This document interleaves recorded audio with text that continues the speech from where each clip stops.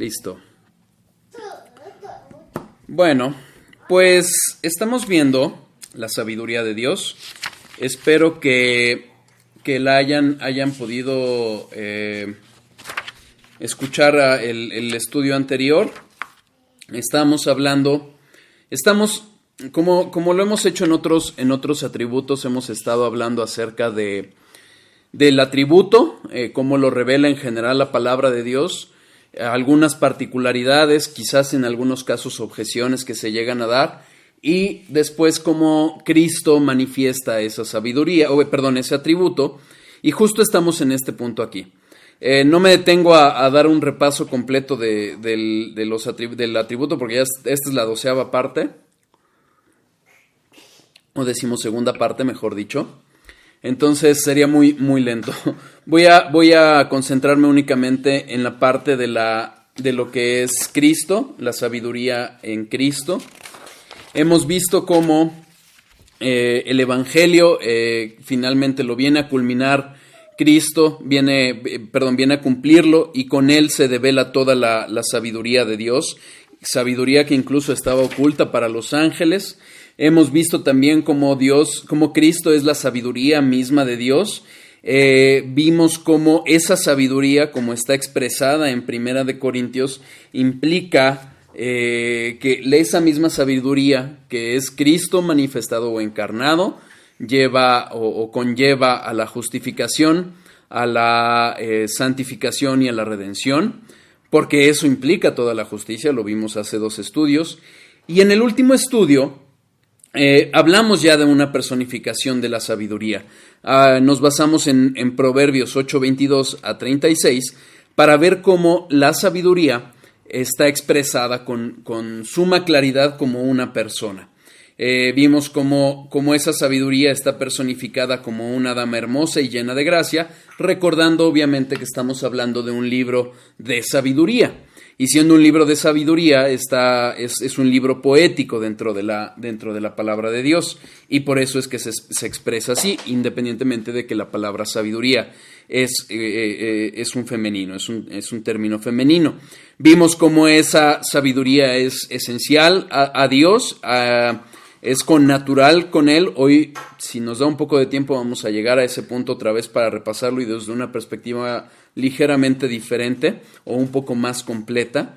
Vimos también que Proverbios revela que esa sabiduría personificada es una persona, o es la sabiduría personificada en forma eterna.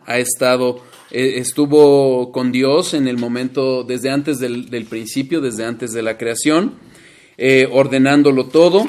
Y vimos cómo esa sabiduría, hablando en primera persona, nos invita a atender a ella, a conocerla, a ponerla por obra. Pero el ejercicio que hicimos en el estudio pasado fue hacer un paralelo entre la forma en que se está hablando en la sabiduría de Dios como una sabiduría personificada, y cómo Cristo habló acerca de sus palabras, acerca de obedecerle, y el resultado que está en Proverbios de conocer y obedecer la sabiduría, y Cristo, obedecerle, conocerle y obedecerle, y es la vida eterna. Y la consecuencia del rechazo es la muerte.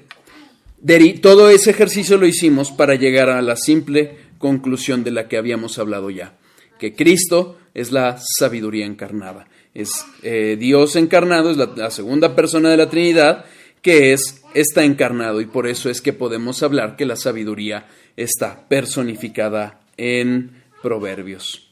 ¿Ok? Incluso vimos, y ya para concluir el repaso, cómo Cristo se refiere a sí mismo como la sabiduría, y concluimos con que conocer a Cristo implica tener conocimiento y sabiduría. ¿Sí? ¿Queda claro? Ok. Si hay dudas, escríbanme. Aquí estoy viendo los comentarios. Entonces, si hay dudas, me pueden escribir. Vimos entonces cómo la sabiduría está personificada, y Proverbios 8, 22 a 30 finalmente es es un pasaje que nos apunta directamente a Cristo y nos apunta directamente al Evangelio.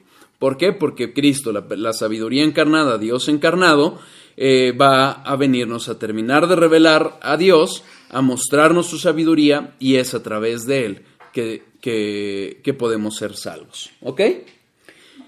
Eso fue Proverbios 8, 22 a 30. Pero vamos a ver que hay otras partes de Proverbios que también refieren a la sabiduría como una sabiduría personificada. Vamos a Proverbios 1, 20. Proverbios 1, 20 al 30. Proverbios 1, 20 al 30.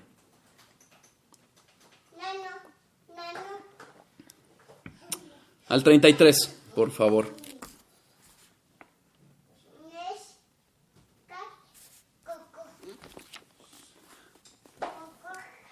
Proverbios 1, 20 al 33.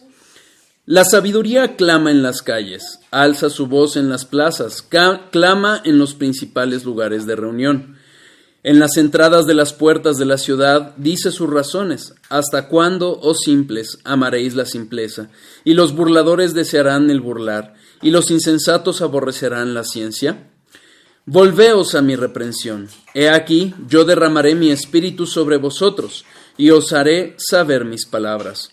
Por cuanto llamé y no quisisteis oír, extendí mi mano y no hubo quien atendiese, sino que desechasteis todo consejo mío, y mi reprensión no quisisteis. También yo me reiré de vuestra calamidad, y me burlaré cuando os viniere lo que teméis. Cuando viniere como una destrucción lo que teméis, y vuestra calamidad llegare como un torbellino. Cuando sobre vosotros viniere tribulación y angustia, entonces me llamarán y no responderé. Me buscarán de mañana y no me hallarán, por cuanto aborrecieron la sabiduría y no escogieron el temor de Jehová. Ni quisieron mi consejo y menospreciaron toda reprensión mía. Comerán del fruto de su camino y serán hastiados de sus propios consejos, porque el desvío de los ignorantes los matará, y la prosperidad de los necios los echará a perder. Mas el que me oyere habitará confiadamente y vivirá tranquilo, sin temor del mal. Ciertamente podríamos hacer un ejercicio semejante al que hicimos en el estudio pasado, porque hay ciertos aspectos que nos recuerdan el ministerio de Cristo, cómo Él fue a la ciudad, al pueblo de Israel, a la tierra prometida que le había dado Dios a su pueblo, y clamó y les dijo y los reprendió, les enseñó sabiduría y lo rechazaron. Vemos muchas similitudes con ello, incluso cómo enviaría su espíritu. Pero vamos a detenernos solo en algunos aspectos para no alargar de más el estudio de la sabiduría, pero los invito a hacer ese análisis en los estudios o las lecturas que espero que estén haciendo del Nuevo Testamento, puedan ver cómo estos versículos, algunos versículos están, ¿qué traes, mi chaparrito? No, es de los polvos. Perdón, podemos ver entonces cómo hay ciertos paralelos entre las palabras de Cristo que reflejan estas palabras de Proverbios con lo que aconteció en el ministerio de Cristo. Los invito a hacer ese ejercicio y ahorita nada más vamos a hablar acerca de ciertos aspectos de cómo reflejan esa personificación y finalmente terminan apuntando a Cristo. Si se fijan, estos versículos hablan de la sabiduría como una persona, porque está hablando en primera persona, y habla de las consecuencias de rechazarlo. Finalmente, todo ser humano reúne estas características de las que hablan el versículo 22, los simples, es decir, los necios, los burladores, los insensatos, los que despreciamos a Dios. Finalmente, todo hombre es pecador, todo hombre. No hay quien busque a Dios, no hay uno solo justo. Entonces, realmente no todos necesitamos la sabiduría de Dios para conducir nuestra vida, ¿sí? Después de la caída, finalmente somos seres pecadores que traemos el pecado en nuestro corazón y vivimos para el pecado. Si no es por la sabiduría de Dios, por Cristo mismo que nos da gracia, vamos a perdernos eternamente. Y entonces vemos justamente que ese rechazo de estas personas implica o refiere al arrepentimiento. Versículo 23. Volveos a mi reprensión. He aquí yo derramaré mi espíritu sobre vosotros y os haré saber mis palabras. Volveos. Ese volveos es una vuelta de 180 grados. Estamos todos apuntando y viendo y viviendo hacia el pecado y necesitamos arrepentirnos. Volvernos del pecado, mirar hacia atrás y volvernos hacia Cristo, aceptando la reprensión que sin duda nos da la palabra. Yo espero que estos estudios y cuando nos congregamos, las palabras de Dios nos estén confrontando con los pecados que vivimos. La vida del cristiano no es nada más un momento de arrepentimiento y seguir viviendo como estábamos. Es un constante arrepentimiento que nos debe de llevar a los pies de Cristo para buscar el perdón y buscar vivir para Él, ¿sí? Es entonces esa invitación a que cuando somos reprendidos por la sabiduría de Dios, seamos también llevados a los pies de Cristo, en arrepentimiento. Volveos a mi reprensión. ¿Qué es lo que sucede? Que muchas veces escuchamos las palabras de Dios y lejos de obedecerlas, escogemos las que nos quieren servir. Y somos indiferentes, o aún hay quien llega a burlarse. Y esa burla no es más que agravante. Fíjense, versículos 24-27. Por cuanto llamé y no quisisteis oír, extendí mi mano y no hubo quien atendiese, sino que desechasteis todo consejo mío y mi reprensión no quisisteis. También yo me reiré de vuestra calamidad y me burlaré cuando os viniere lo que teméis. Cuando viniere como una destrucción lo que teméis, y vuestra calamidad llegare como un torbellino, cuando sobre vosotros viniere tribulación y angustia. Finalmente, dice Dios en Deuteronomio, delante de ti pongo la vida y la muerte, la bendición y la maldición. Escoge pues la vida, escoge la bendición, porque el otro camino, el camino que implica rechazar la sabiduría de Dios, rechazar a Cristo, para vivir como nosotros queramos, es muerte, es sufrimiento, es dolor, como lo narra Proverbios. Y finalmente, eso es un agravante. Dejan un papel aquí, vamos a Romanos 2:5. Romanos 2:5.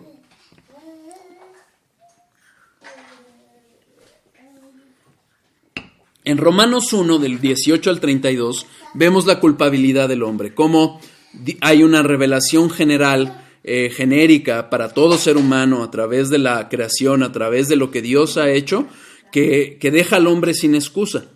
Y el hombre, el ser humano caído, ¿qué es lo que prefiere? Rechazar la verdad y postrarse ante ídolos. Los invito a leer Romanos 1 del 18 al 32.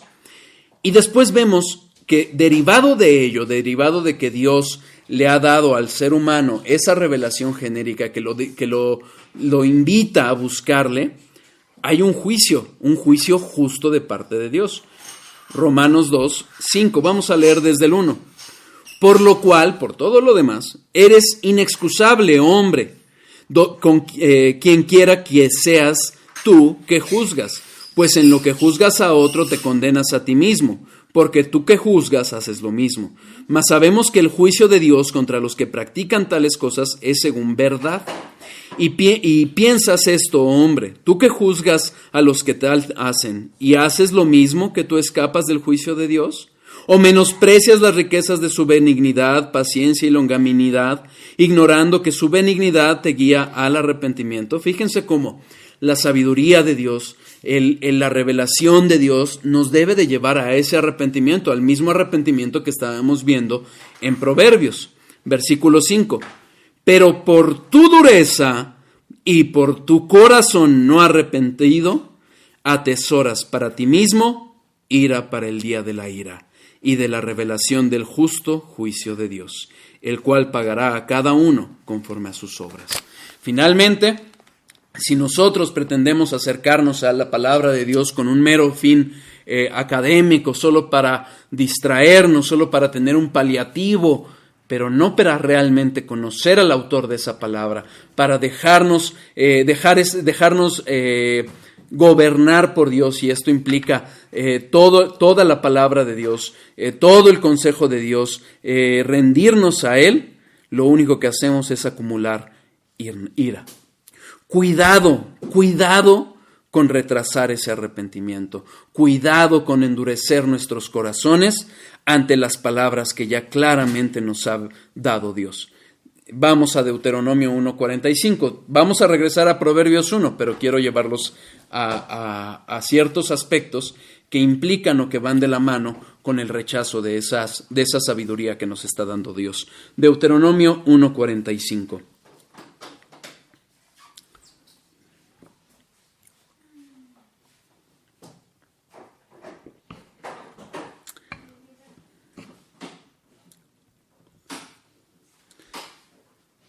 Hubo desobediencia de parte de Israel. ¿Qué es lo que sucede? Estaban por entrar a la tierra prometida. Dios le manda a Moisés mandar un par de espías, 12, que ven a un pueblo fuerte, se olvidan que Dios estaba con ellos, les da miedo y entonces deciden ya no ir allí.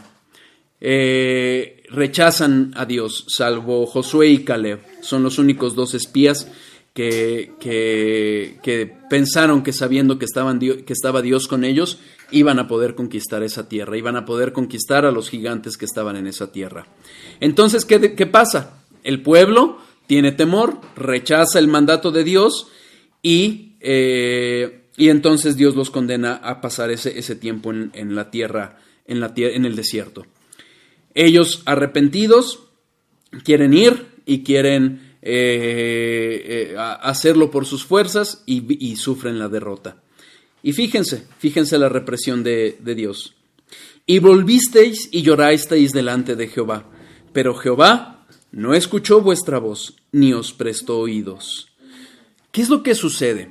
Llega un momento en que nosotros somos tan constantes y tan consistentes en nuestro rechazo a lo que Dios nos está mostrando a través de su sabiduría, a través de la reprensión que nos está haciendo, a través de su palabra, que nuestro corazón se endurece y la paciencia de Dios se acaba y ya no va a escuchar nuestras súplicas. Tengamos cuidado con rechazar ese llamado que hoy nos hace Dios, que hoy Dios nos hace para arrepentirnos. ¿Sí? Fíjense. Lo mismo le pasó a Saúl. Saúl fue el primer, la de arriba. Saúl fue el primer rey de Israel, antes de David. Y él, si recuerdan, muchas veces hemos hablado de él, vamos a primera de Samuel 28:6. Muchas veces él desobedeció a Dios, pero la principal fue cuando finalmente Dios lo rechazó. Fue cuando Dios le ordenó matar a un pueblo, Saúl no lo mata, se queda con lo bueno, le echa la culpa al pueblo y no se arrepiente, solo tiene un remordimiento porque después de haber sido exaltado frente al pueblo lo iban a rechazar. Incluso le pide a Samuel que bueno, pues está bien que ya hubiera recibido el regaño de parte de Dios, pero que él no lo avergonzara frente a los ancianos del pueblo. ¿Qué es lo que sucede? Que evidentemente pierde la comunión con Dios. Ya no escuchaba, ya no recibía la dirección de Dios. Y fíjense, ¿qué es lo que hace él? Él va con una adivina. En algún momento, no recuerdo en qué momento fue cuando hablamos de esto, de que va con la adivina para consultar a Samuel, porque Samuel ya había muerto. Pero fíjense el rechazo que ya tenía de Dios. Primera de Samuel 28:6, perdónenme. Y consultó Saúl a Jehová, pero Jehová no le respondió, ni por sueños, ni por Urim, ni por profetas. Llegó un punto en que la necedad de Saúl había cerrado la llave de parte de Dios. Ya Dios ya no le hablaba.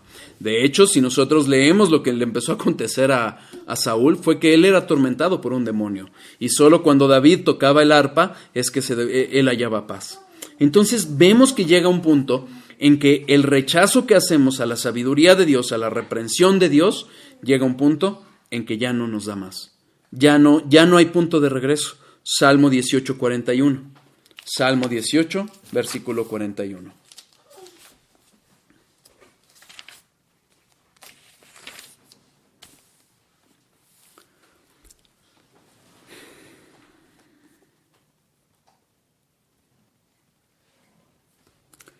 Clamaron y no hubo quien salvase, aún a Jehová, pero no los oyó.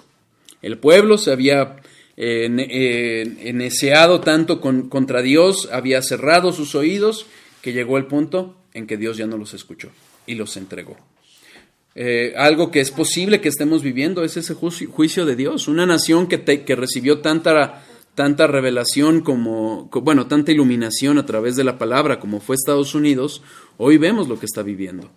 Es por su constante rechazo hacia la revelación de Dios, por permitir tanta abominación, tanta depravación, y vemos lo que está pasando.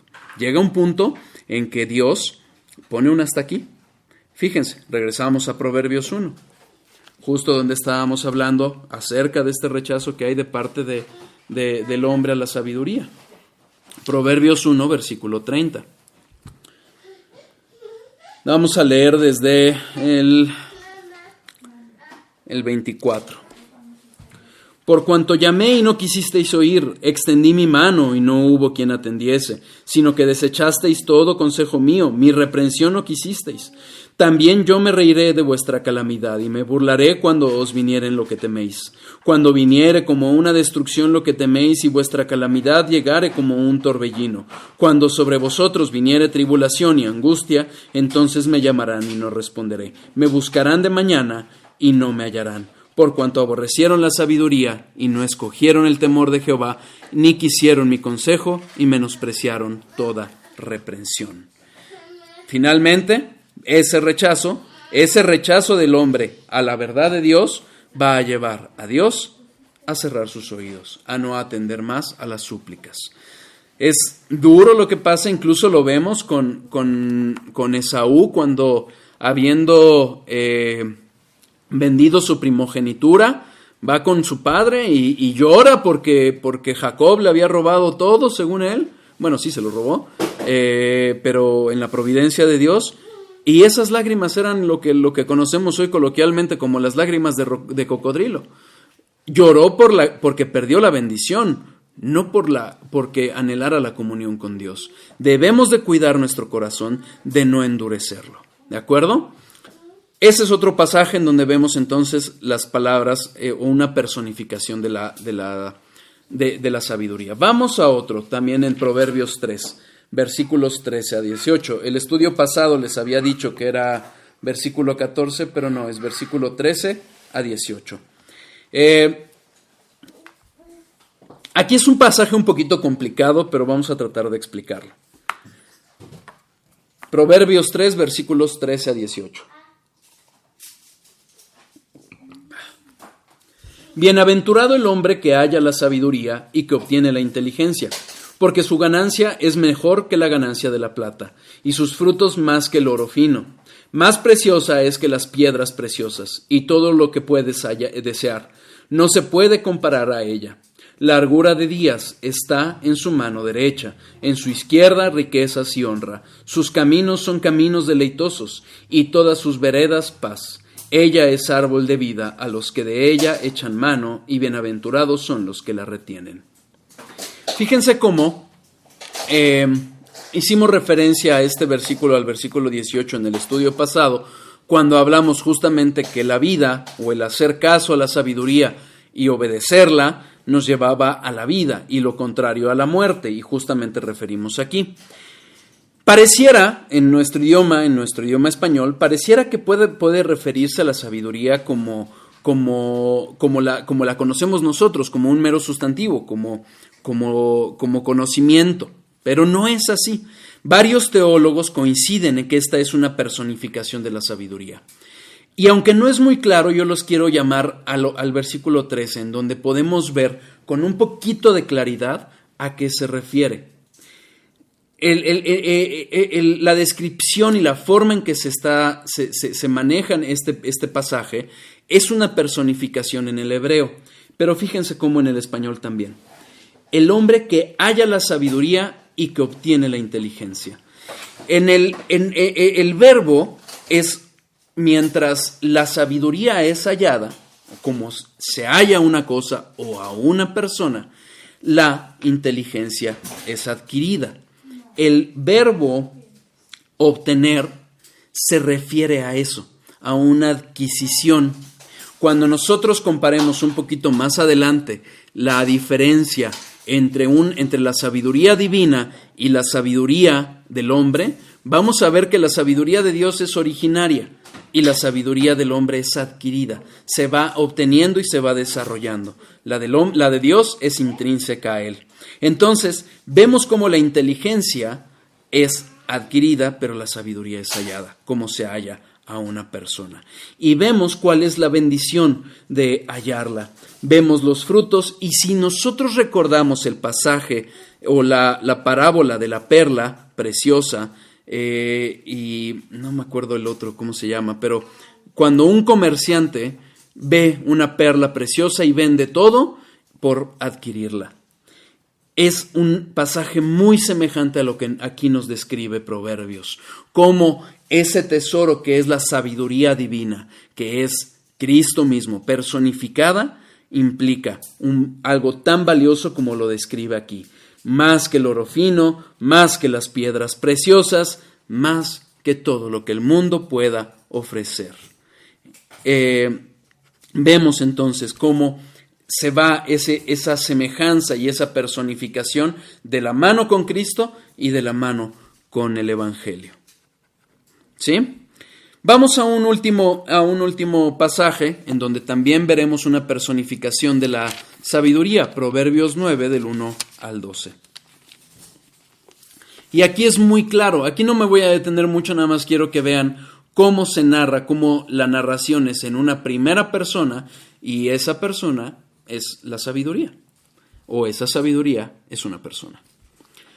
Proverbios 9, versículos 1 a 12. La sabiduría edificó su casa, labró sus 7 columnas, mató sus víctimas, mezcló su vino y puso su mesa, envió sus criadas, sobre lo más alto de la ciudad clamó, dice a cualquier simple, ven acá. A los faltos de cordura dice, venid, comed mi pan, y bebed el vino que yo he mezclado. Dejad las simplezas y vivid, y andad por el camino de la inteligencia. El que corrige al escarnecedor se acarrea afrenta, el que reprende al impío se atrae mancha. No reprendas al escarnecedor para que no te aborrezca, corrige al sabio y te amará. Da al sabio y será más sabio, enseña al justo y aumentará su saber. El temor de Jehová es el principio de la sabiduría, y el conocimiento del Santísimo es la inteligencia.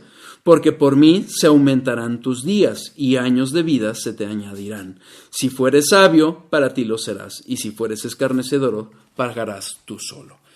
Si se fijan, en esta narración está hablando la sabiduría como una persona que habla, que reprende, que aconseja, que llama así, que edifica casa, que hace una serie de obras, y es una persona.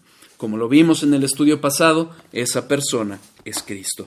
La sabiduría es Cristo. ¿Sí? Vamos a Romanos 16, 27. Con esto vamos a concluir lo que se refiere a la sabiduría de Cristo, o a Cristo mostrando la sabiduría de Dios. Romanos 16, 27.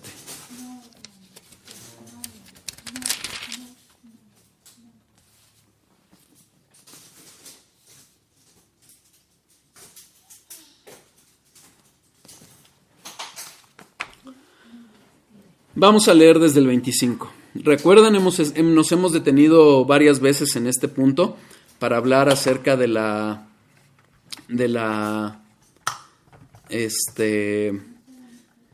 forma en que Dios revela esa sabiduría y de la forma en que Dios es únicamente sabio. Esto nos va a abrir la puerta para algo más, pero ahorita me detengo tantito, dejan un papelito porque voy a regresar casi inmediatamente aquí.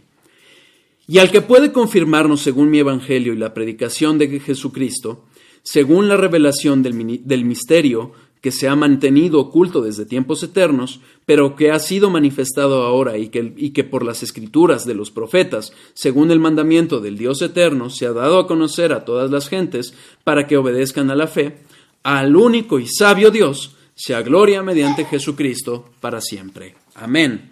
Recuerdan que les dije que este y no se encuentra en el griego y que es una lectura más correcta, más apegada al texto, al único sabio Dios, que otras traducciones nos ofrecen.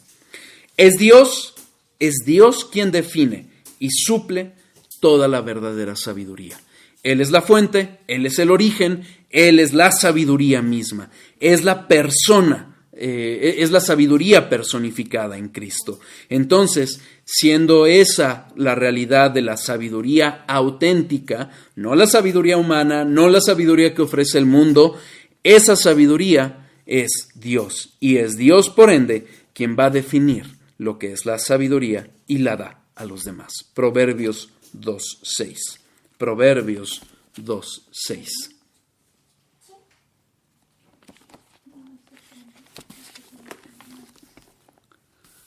Porque Jehová da la sabiduría, y de su boca viene el conocimiento y la inteligencia.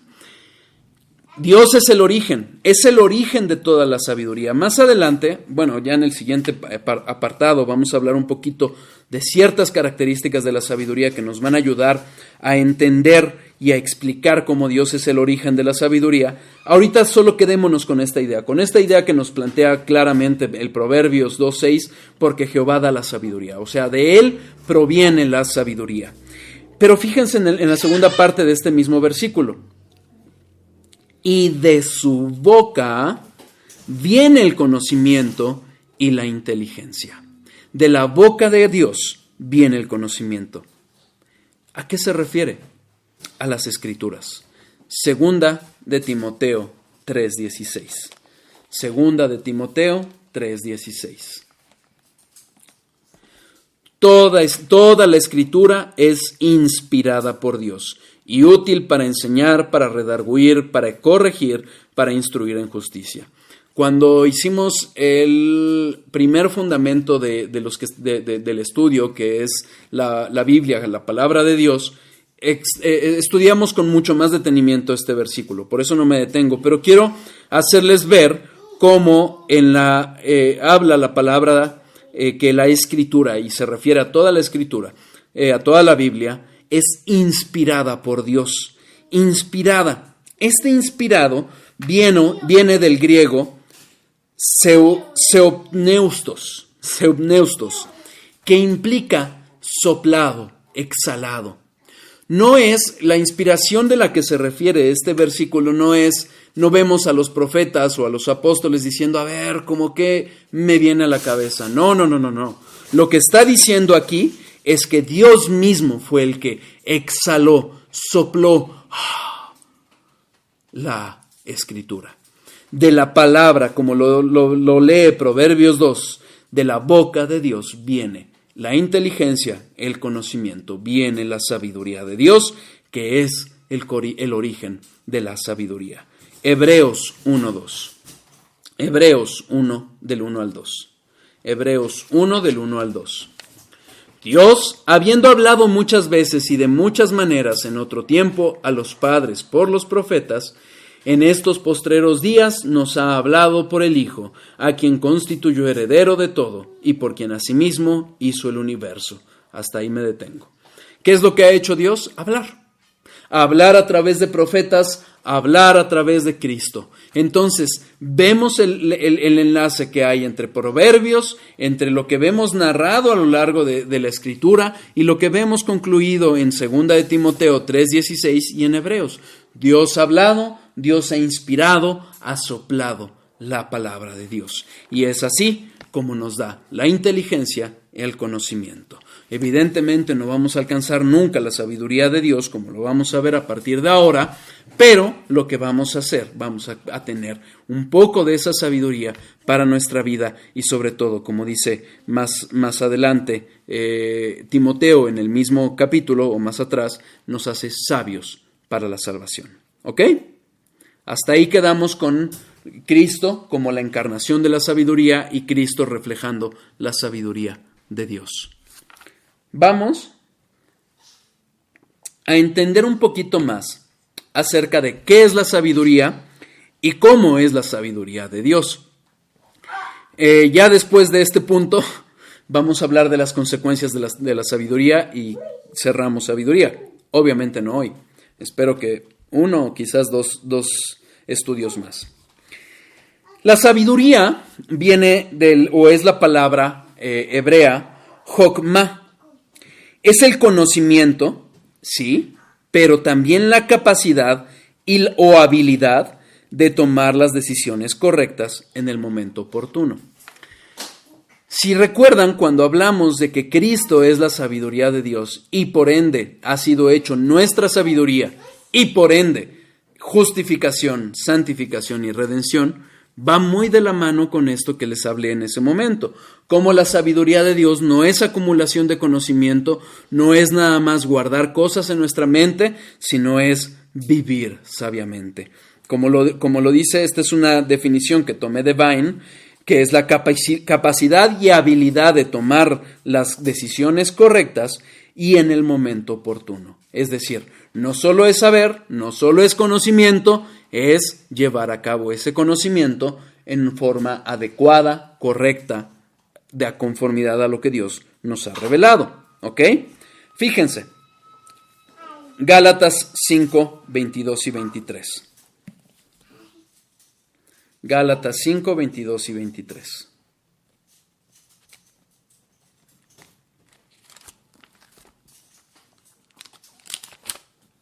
Está hablando del fruto del Espíritu Santo. ¿Ok? Gálatas 5, 22 y 23. Versículos antes habla acerca de las obras de la carne. Y quiero hacerles mención de algo.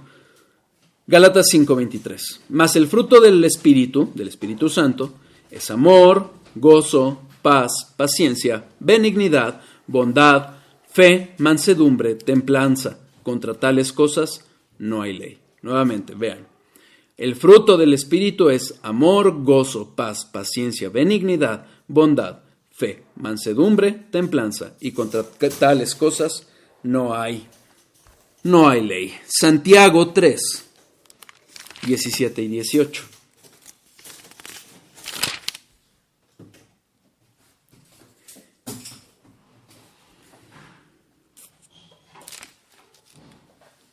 Santiago 3, 17 y 18. Pero la sabiduría que es de lo alto, la sabiduría divina, es primeramente pura, después pacífica, amable, benigna, llena de misericordia y de buenos frutos, sin incertidumbre ni hipocresía. Sin incertidumbre ni hipocresía.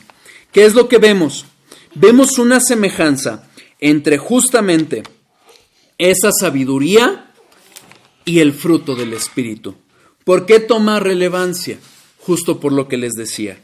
Porque la sabiduría no es nada más conocimiento, no es nada más llenar nuestra mente de versículos, no es memorizar la palabra de Dios, es vivirla. Y justamente por eso vemos en estos dos paralelos el fruto del Espíritu y de la sabiduría a una vida piadosa, una vida que tiene un empalme, pura, pacífica, amable, benigna, llena de misericordia, llena de buenos frutos. O como lo dice Gálatas, amor, gozo, paz, paciencia, benignidad, bondad, fe, mansedumbre, templanza. Ese es el verdadero fruto del Espíritu, el verdadero fruto de estar en Cristo. Una vida sabia, conociendo a Dios, pero más aún, con el carácter de Cristo, viviendo, tomando las decisiones correctas y en el momento o en los momentos oportunos. ¿Queda claro? Entonces, esa es la verdadera sabiduría de Dios. Esa es lo que va a llevar a cabo esa sabiduría en nuestras vidas. Y si no está produciendo eso, evidentemente no es algo que acontece de la noche a la mañana, después de haber sido llamados, justificados, convertidos, regenerados, empieza un proceso de santificación.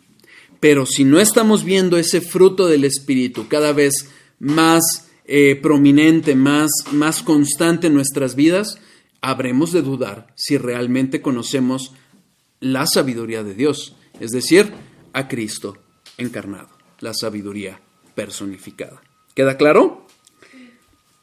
Vamos a Romanos 16, 27. Yo se los leo porque lo voy a leer de la Nueva Versión Internacional. Al único sabio Dios. Eso lo hemos estado viendo a lo largo de este atributo. Hemos visto cómo Dios es el único verdaderamente sabio. No hay más sabios que Él o como Él. Pero quiero que analicemos un poco 7 características de la sabiduría de Dios. ¿Ok?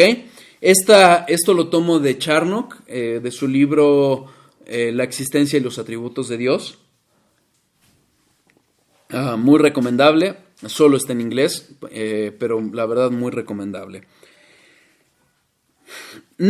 Dios es necesariamente sabio. Primera característica, la necesidad de esa sabiduría en Dios. La noción de la sabiduría siempre va a ir inseparablemente de la noción de Dios. Es decir, no podemos hablar de Dios sin que ese Dios sea sabio. Si hablamos de un Dios que no es sabio, no es Dios, o por lo menos no el verdadero Dios, es decir, no el Dios de la Biblia.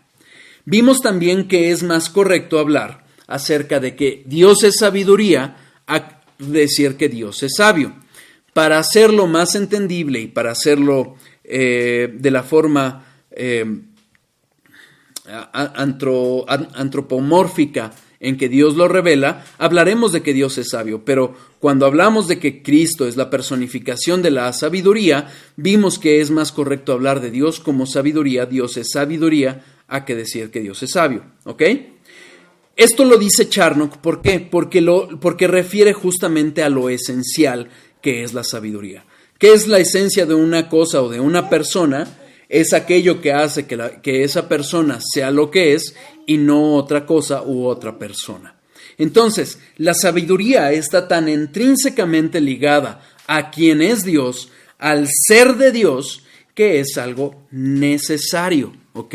No algo necesario en lo que nosotros decimos, como Dios, pues entonces, como Dios es Dios, tenemos que hablar de que Dios es sabio. No. Es una necesidad en el sentido de que es Dios lo que es, y como es Dios lo que es sabio. ¿Queda claro? ¿Sí? Es un poquito complejo, es un poquito filosófico quizás, no lo sé, pero habla de esa necesidad. Si hablamos de Dios, necesariamente ese Dios es sabio.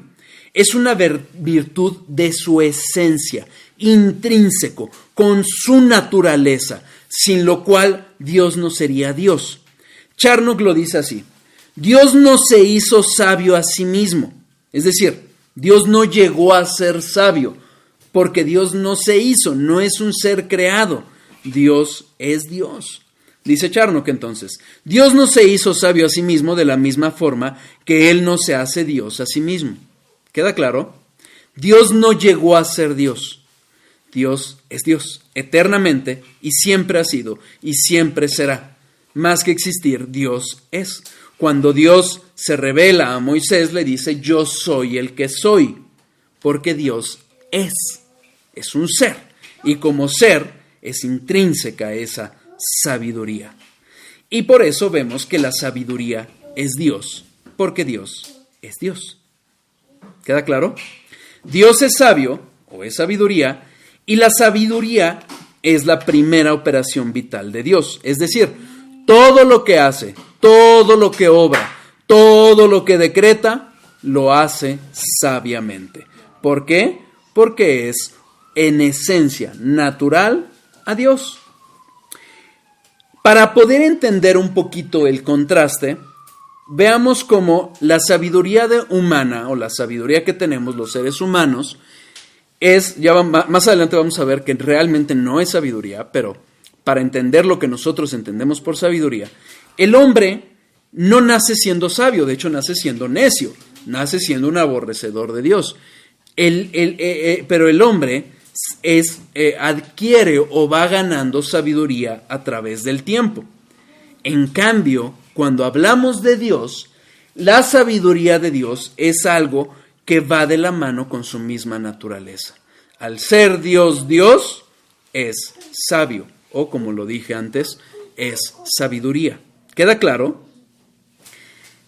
A ver si se entiende esta idea. Dios no tiene sabiduría porque es sabio, sino porque no puede sino ser sabio. ¿Sí queda claro?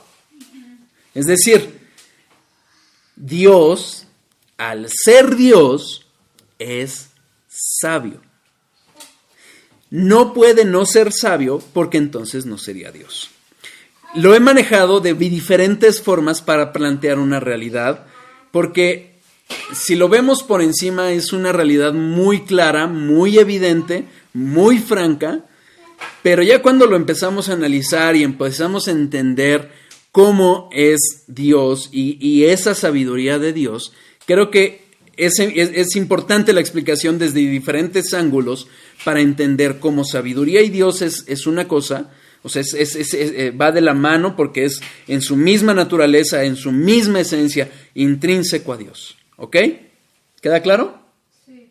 Ok. Entonces, primera característica de la sabiduría es que la sabiduría es necesaria. Dios es necesariamente el único sabio Dios.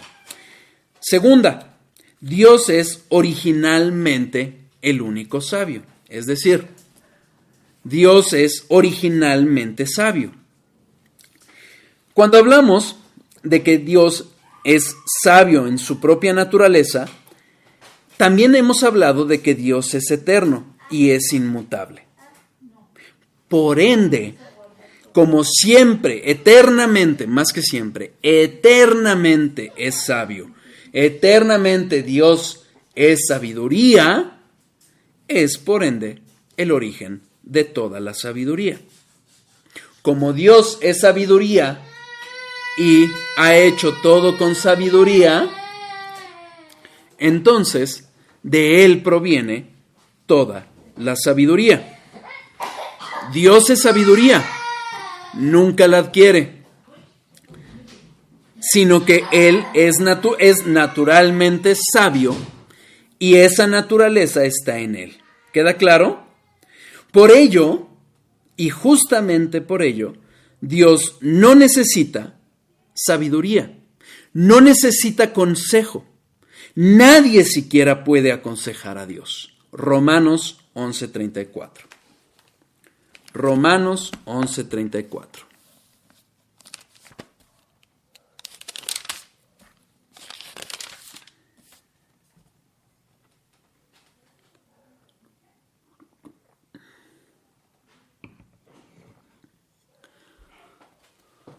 Fíjense desde el 33. Está hablando Pablo acerca de cómo es todas las misericordias que ha hablado Dios, que ha tenido hacia la creación, hacia los seres humanos, hacia su pueblo, a pesar de la desobediencia, a pesar de la culpabilidad. Y entonces hace esta magnífica alabanza. Oh profundidad de las riquezas de la sabiduría y de la ciencia de Dios, cuán insondables son sus juicios e inescrutables sus caminos. Y he aquí, versículo 34. Porque ¿quién entendió la mente del Señor o quién fue su consejero? Evidentemente, la respuesta es nadie. Nadie puede dar el consejo a Dios. Nadie puede decirle a Dios qué hacer. Fíjense, Isaías, capítulo 40, versículo 11. Isaías, capítulo 40, versículo 14, perdón.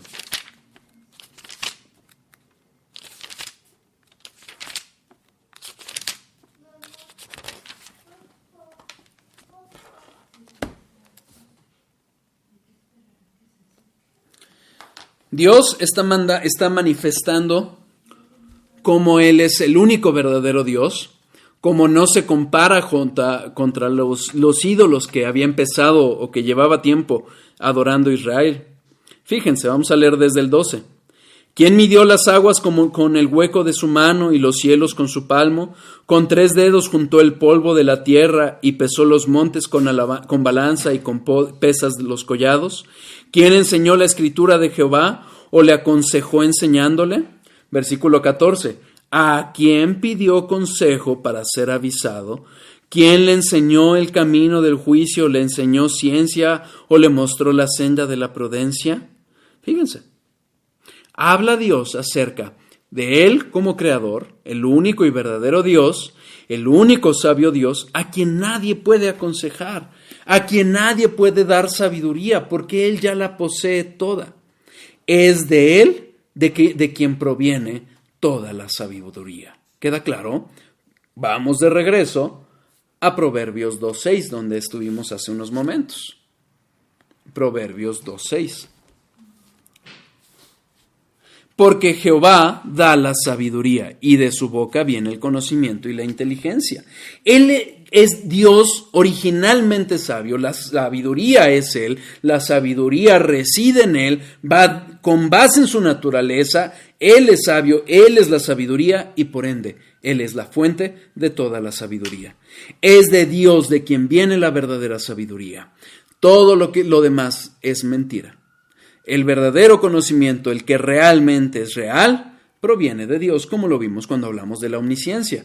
Es Dios el origen de todo el conocimiento y de toda la sabiduría. Quien quiera que adquiera sabiduría, no es el original poseedor de ella. Es decir, el hombre, el ser humano, no nace siendo sabio, adquiere sabiduría. ¿De quién la adquiere? De Dios.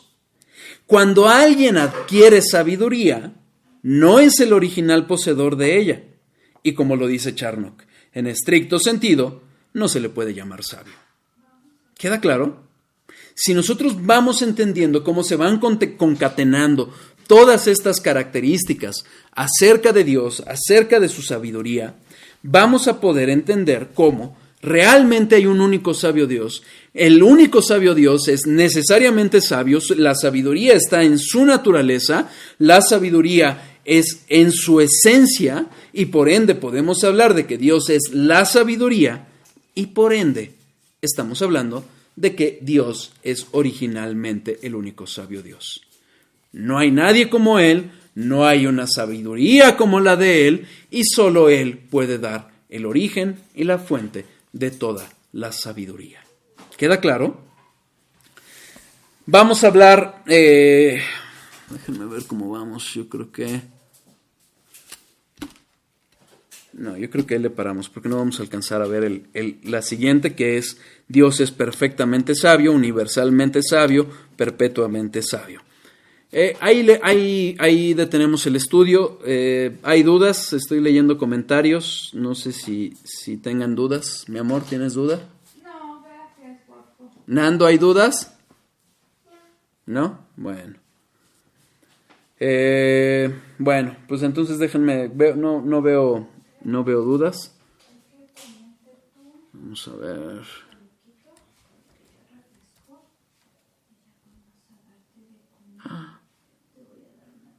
Uy, se apagó.